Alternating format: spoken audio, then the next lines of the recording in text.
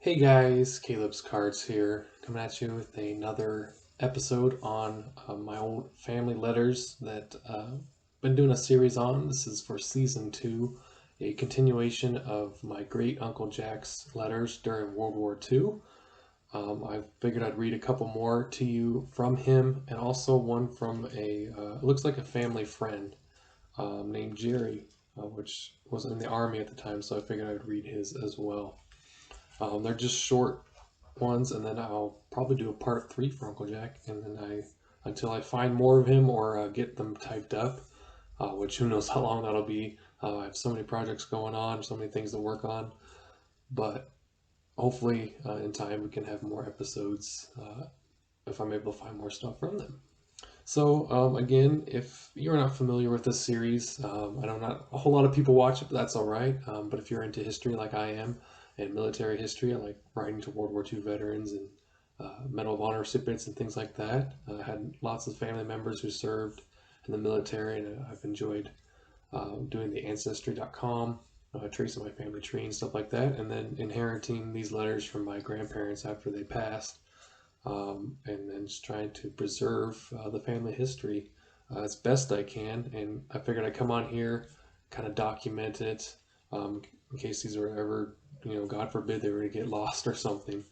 Um, but I thought it'd be kind of fun. So I will include a quick picture of him, if you're not familiar with what he looks like, of my Uncle Jack, real quick for you.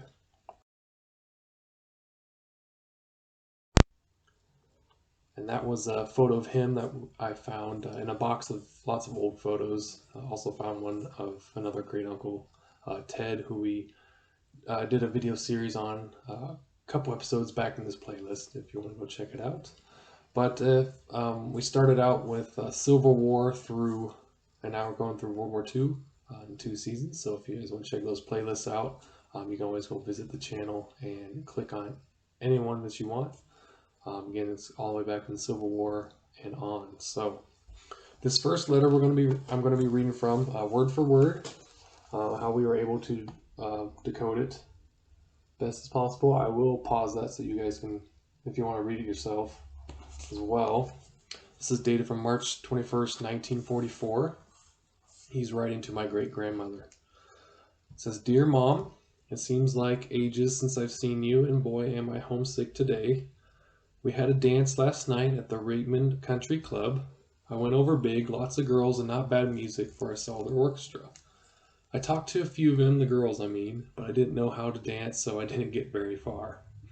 Now I don't care if I do get advanced school, I have a couple of addresses. This is the worst I've felt since I joined. I suppose it's the excitement of graduation and all, but after last night, this camp is sort of a letdown." So in the previous episode, we read his letter that he had, was going to be graduating and completed his training and was eligible to go out to war. So this is after that. I guess the Navy is still the best branch of the service, though. I know I wouldn't change for either the Army or Marines, even though I don't like our Navy uniforms. I guess it's all off between Ardru, or it says Ardry. I don't know why I pronounced it weird. I guess it's all off between Ardry and yours truly. Haven't heard a thing since I answered her last letter, which was also her first since I've been here. Well, I guess that she's just another one to cross off the list. Probably teamed up with a soldier. Apparently he says a bad word, so we don't type that up, I guess. I did this when I was like 13 or 14, so it's been a long time. I liked her too, but one consolation, she didn't clip me like some have tried to. Mom this week sees me through A school. By Saturday, I'll know more definitely, what gives a sort of hope, but this time I get some excitement to break up the monotony. I got a letter from Roy's Staff Sergeant McCaslin. I guess I'll never catch up to him now, although I've got Crow out of it, but I'm afraid I'm out there. Well, we're getting a movie now, so be good and right. Your loving son, Jack. So I guess we learned a little bit about his trying to date and some girlfriends not going so well. But he would, meet a lovely lady, and they'd have some kids and live a long, happy life together. I did get to talk to him on the phone back in 2009, so that was a pretty cool privilege. I do remember that. I was about 10 years old at the time, or yeah, it might have been about 11 actually. This one, next one this is actually, these are, there's not, no, this is 9 days later. So kind of got a different paper. Got the sailors hanging the laundry, says just a few lines. So this is from March 30th, 1944. Again, this is also from my Uncle Jack. It says, Dear Mom, I hope that you don't think I'm awful for sending that call collect, but I was pretty well broke. For those of you that don't know, there's such thing as a payphone. There's still rarely you can find them, but you could call, ask the operator, and give them the person, and they could call a person and ask, would you like to accept the charges for this phone call? And they could say yes or no. And so if you didn't have a dime or a nickel or whatever was the cost of the time to make a call, so that's how you can do it. I hope that you don't think I'm awful for sending that call collect, but I was pretty well broke. I'm back, I still am, but I get paid next week, so I'll be set. I called Aunt Frances too, but I paid for that one. Well, we start school Monday. I don't know how it'll be yet, but I'll probably live through. I've been sick of laying around, so when school starts again, it will help. I got your box, and it wasn't as bad as you thought it would be. The guys all thank you along with me.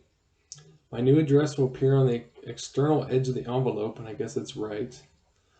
Oh, by the way, when I get out of here, I expect about 6 days leave. Could you possibly meet me in Shortens, Pennsylvania? I have to have a schedule worked out or I'll not be able to get to Buffalo, and I'm afraid someone might be sore or even angry. Blonde hair, blue eyes, 5'4", pure dynamite. There you go. I wish that I could see you all at Easter time, but circumstances would not permit it, I'm afraid. Well, here is love and regards to all, Jack. So that'll conclude letters from Jack for this episode, and we'll wait for part 3 for a couple more that are in the back of this book. But I have this one from, it looks like a family friend that Jack knew that they were also writing. My great-grandma was also writing. It's dated from April 4th, 1944. So I'll let you guys kind of take a look at that. It says, Dear Mrs. Ramsey and family, I have received several letters from you, but just have not had time to answer any of them. And so now that I am in Garrison again, maybe I can catch up on my letters. As you probably know by now that I have been on, and then there's a word that we couldn't make out, so it's blank, in Tennessee Place, February 5th, and just finished. It sure was a tough training. For 7 weeks I wasn't under a roof and sleep on the ground what time I sleep. But I guess it isn't much accordingly to what the me across are going through. Sorry if you can hear the dog. Duke, you need to calm down, buddy. I haven't heard from Jack in a few weeks, so I know, that's kind of a weird sentence, but that's what was written there. I know how he is, but I guess he must be all right. I will write him in the letter as soon as I get another chance. I'm now hoping I get a furlough sometime this spring, but we'll probably not get it. We have been having some swell weather lately. It sure is spring once more, I guess. Night and early morning is still a little cool, but not bad. Also, the camp here is some different than Macau, North Carolina. All the barracks here 2 stories, and at Macau there were nothing but stories, not very good at that. The transportation is about 50% better here also. Well, I will have to bring this to a close and get back to work. So long until I hear from you. So, unfortunately, I don't remember who Jerry is. But I don't think... Yeah, I do have the envelope. Jerry McCaslin. Staff Sergeant Jerry McCaslin. Okay. There we go. Look at that. That's pretty cool. So, in the previous letter, my Uncle Jack, well, 2 letters ago, the first letter we read, he mentioned that he got a letter from Staff Sergeant McCaslin. So this is that letter he's talking about. So now I'm connecting the dots. So I'm glad I saved some of these envelopes in the back. So that's pretty cool. So he was a friend of Jack, and so it arose. At least they were in a different branch of the military, obviously, but it rose into a different rankings that they're kind of having fun with each other. So that's kind of cool. So that actually makes that letter a little bit more interesting for me. So pretty cool.